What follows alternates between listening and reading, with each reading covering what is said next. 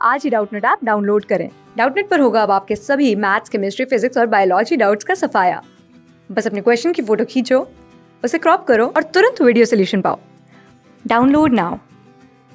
Hi, the question है if the refractive index of water with respect to air is 1.33 and that of glass with respect to air is 1.5, तो ये चार option दिए हैं, हमें बताने में से कौन सा सही है।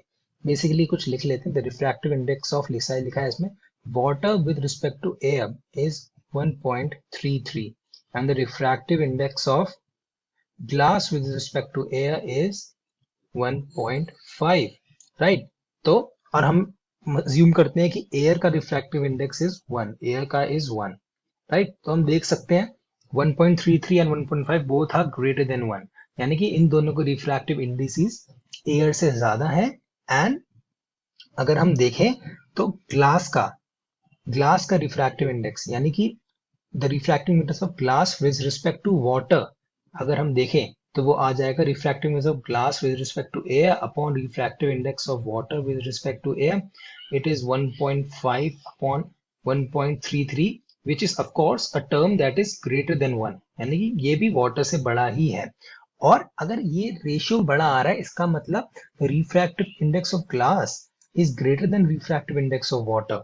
क्यों? अगर रेशियो ही बड़ा आ रहा है इसका मतलब हमने glass with respect to water किया ना, अगर कम आता तो वाटर का ज्यादा होता, क्योंकि 1 से ज्यादा आ रहा है that is means that the refractive index of glass is greater than refractive index of water. And basically जब भी refractive indices की बात होती है, refractive indices, तो एक टर्म होती है ऑप्टिकल डेंसिटी, दैट इज ये डिफाइन करती है कि कोई भी ऑब्जेक्ट या फिर कोई भी बेसिकली मैटर वो लाइट को कितना रिफ्रैक्ट करेगा, कितने एंगल से। लाइट रिफ्रैक्शन अमाउंट बताता है, राइट। जो जितना ऑप्टिकल डेंस है सब्सटेंस वो उतना ही लाइट को रिफ्रैक्ट करेगा। More the optical density, more optical density, more refraction, right.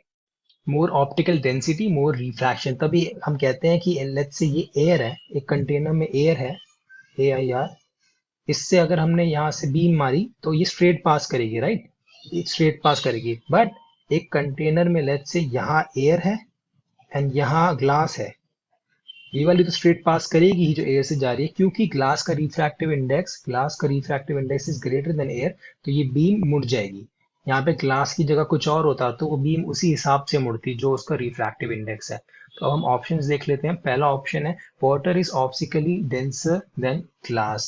नहीं, ये तो नहीं है। हमने अभी भी निकाला कि the refractive index of glass is greater than water, और बेसिकली एक रिलेशन है कि the refractive index is directly dependent on optical density. जितना ज्यादा इंडेक्स होगा उतना वो ऑप्टिकल डेंस है ऑब्जेक्ट। तो पहला ऑप्शन तो गलत हो गया, राइट। हमें ग्लास ज्यादा है तो ये रॉन्ग है।